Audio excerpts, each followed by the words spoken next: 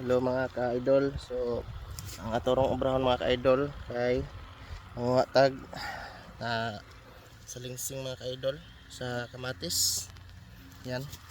So unsa na to pagkuha mga ka-idol ha.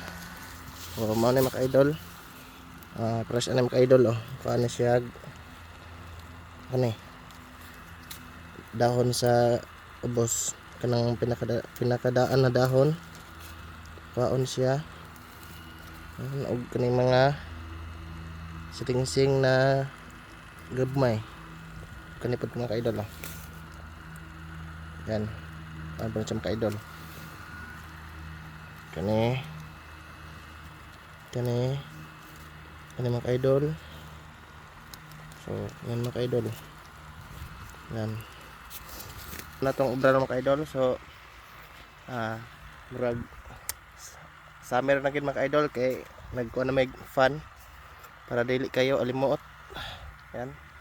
So thank you for watching.